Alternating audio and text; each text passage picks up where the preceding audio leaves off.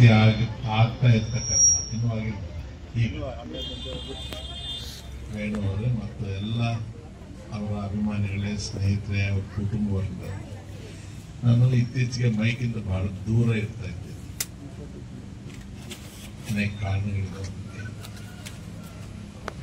ವೇಣು ಅವರು ನನಗೆ ಹೇಳಿದ್ರು, ನಾನು ಇವತ್ತು ನಿವೃತ್ತಿ ಆಗ್ತಾ ಇದ್ದೀನಿ ಸ್ಮಿರಪ್ಪ ಅಂತ ಹೇಳಿದೆ. ಬೆಳಗ್ಗೆ ನನ್ನ ಊರಿಂದ ಬೆಂಗಳೂರಿಗೆ ಹೋಗಿ ಅಲ್ಲೇನೋ ಸ್ವಲ್ಪ ಕೆಲಸ ನೋಡ್ಕೊಂಡು ಬರೋದು ಸ್ವಲ್ಪ ತಡ ಆಯಿತು, ಕ್ಷಮಿಸ್ಬೇಕು. ನಿವೃತ್ತಿ ಅಂತ ಮನುಷ್ಯನಿಗೆ ಇರೋದೇ. ನಮ್ಮ ನಿವೃತ್ತಿ ದೇವರು ಘೋಷಿಸಿ, ವೃತ್ತಿಯಿಂದ ನಿವೃತ್ತಿ.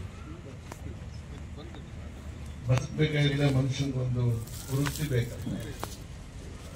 ಸೊ ಹಾಗಾಗಿ ಅವರ ಶಿಕ್ಷಣ, ಅವರ ಅರ್ಹತೆಗೆ ಅನುಗುಣವಾಗಿ ಈ ಇಲಾಖೆಯಲ್ಲಿ ಇವತ್ತಿನವರೆಗೂ ಅಧಿಕೃತವಾಗಿ ಸರ್ಕಾರದ ನಿಯಮಗಳು ಯಾವುದಕ್ಕೆ ಅನುಮತಿ ಕೊಡುತ್ತೆ ಅಲ್ಲಿವರೆಗೆ ಕೆಲಸ ಮಾಡಿ, ಇದರಿಂದ ನಿವೃತ್ತಿ. ಉಳಿದದ್ದೆಲ್ಲ ಮುಂದುವರಿಯುತ್ತೆ. ಸರ್ಕಾರಿ ಸೇವಾ ಅವಧಿಯಲ್ಲಿರುವಾಗ ಇದೊಂದು ಜೇನುಗೂಡು. ಒಂಚೂರು ಡಿಸ್ಟರ್ಬ್ ಆದ್ರೂ ಕೂಡ ಆ ಹುಳುಗಳು ಎದ್ದು ಯಾರನ್ನು ಕಚ್ಚುತ್ತೋ, ಜೇನು ತೆಗೆಯಕ್ಕೆ ಬಂದವ್ರನ್ನ ಕಚ್ಚುತ್ತೋ, ನೆಕ್ಕದವ್ರನ್ನ ಕಚ್ಚುತ್ತೋ, ಅಥವಾ ದಾರಿಲಿ ಹೋಗೋರ್ನ ಕಚ್ಚುತ್ತೋ ಗೊತ್ತಾಗಲ್ಲ. ಈ ಜೇನುಗೂಡಿನಲ್ಲಿ ಸುರಕ್ಷಿತವಾಗಿ ಹೊರಗೆ ಬರೋದೇ ಒಂದು ಸಾಹಸದ ಕೆಲಸ. ನನ್ನ ಆತ್ಮೀಯ ಗೆಳೆಯರಾದ ವೇಣು ಅವರು ಇಷ್ಟು ದೀರ್ಘಕಾಲ ಸರ್ಕಾರಿ ಸೇವೆಯಲ್ಲಿ ಗೌರವದಿಂದ ನಡ್ಕೊಂಡು, ಯಾವುದೇ ಕಳಂಕ ಇಲ್ಲದೆ ಬಹಳ ಮರ್ಯಾದೆಯಿಂದ ಕುಟುಂಬ ಪೋಷಣೆ, ಮಕ್ಕಳಿಗೆ ಯೋಗ್ಯ ಶಿಕ್ಷಣ ಸಂಬಂಧ ಒಬ್ಬ ಮರ್ಯಾದಸ್ಥ ಮನುಷ್ಯನಾಗಿ ಬದುಕಿ, ತನ್ನ ಸಹೋದ್ಯೋಗಿಗಳ ಮಧ್ಯೆ ಹಿರಿಯರ ಆಶೀರ್ವಾದ, ಇಲಾಖೆಯಲ್ಲಿದ್ದಂಥ ಸುಪೀರಿಯರ್ ಆಫೀಸರ್ಸು, ತನ್ನ ಕೈ ಕೆಳಗೆ ಕೆಲಸ ಮಾಡಿದಂತಹ ಜೊತೆಗೆ ಎಲ್ಲರ ಜೊತೆಗೆ ಪ್ರೀತಿ ವಿಶ್ವಾಸದಿಂದ ಇದ್ದು ಇವತ್ತು ಅವರು ಸೇವೆಯಿಂದ ನಿವೃತ್ತಿ ಮಾಡ್ತಾರೆ.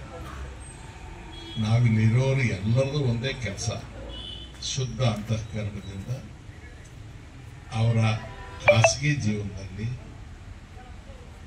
ನಿವೃತ್ತಿ ಜೀವನದಲ್ಲಿ ಭಗವಂತ ಆಯುಷ್ ಕೊಟ್ಟರಷ್ಟು ದಿವಸ ನೆಮ್ಮದಿಯಿಂದ ಗೌರವವಾಗಿ ಬದುಕೋದಕ್ಕೆ ಆಶೀರ್ವಾದ ಕೊಡಪ್ಪ.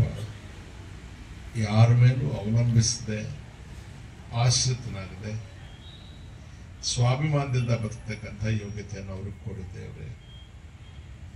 ಇನ್ನೇನು ಕೋಟಿಗಟ್ಟಲೆ ಇದ್ರೆ ತಗೊಂಡು ಹೋಗೋದಿಲ್ಲ. ಪ್ರೈಮ್ ಮಿನಿಸ್ಟರ್, ಚೀಫ್ ಮಿನಿಸ್ಟರ್, ರಾಷ್ಟ್ರಪತಿ ಆದರೆ ಮನೇಲೆ ಏನು ಇಟ್ಕೊಳ್ಳೋದಿಲ್ಲ. ಎಲ್ಲರದು ಒಂದೇ ದಾರಿನ ಹೊರಟು ಹೋದ ನಂತರ ಉಳಿಯೋದು ಕೀರ್ತಿ ಅಪಕೀರ್ತಿ ಅಲ್ಲೇ. ಇದರಲ್ಲಿ ನಾವು ಯಾವುದನ್ನು ಆಯ್ಕೆ ಮಾಡ್ಕೊಂಡು ಬದುಕಬೇಕು ಅನ್ನೋದಷ್ಟೇ ನಮ್ಮ ಮುಂದೆ ಇರ್ತಕ್ಕಂಥ ವಿಷಯ.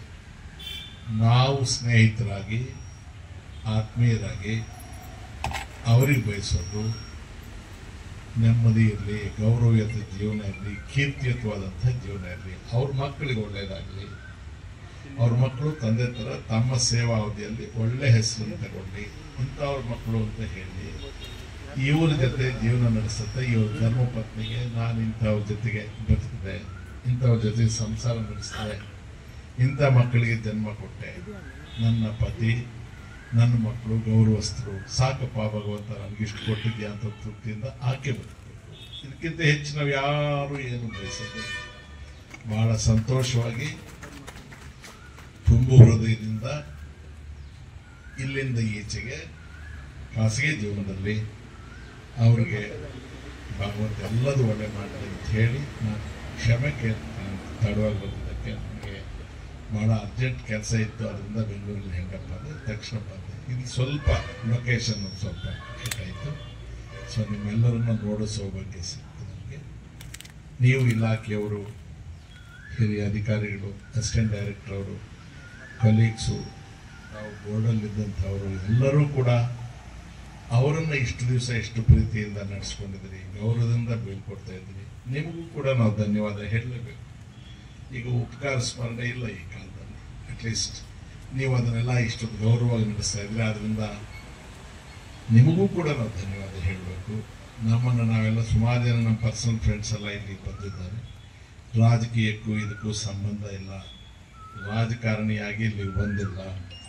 ನೀನು ಪದೇ ಪದೇ ಹೇಳ್ತಿದ್ದೆ ಎಕ್ಸ್ ಮಿನಿಸ್ಟ್ರಿ 10 ಸಲ ಹೇಳಿದ್ರೆ ನಾನೇನು ಸೈಜ್ ದೊಡ್ಡದಾಗ್ತಾ ಯಾವತ್ತೂ ಇತ್ತು, ಕೂದ್ರು ಹೋಯ್ತು.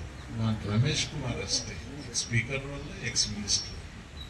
ರಮೇಶ್ ಕುಮಾರ್ ಆಗಿ ಬದುಕಕ್ಕೆ ಇಷ್ಟಪಡ್ತೇನೆ, ರಮೇಶ್ ಕುಮಾರ್ ಆಗಿ ಸಾಯ್ತು.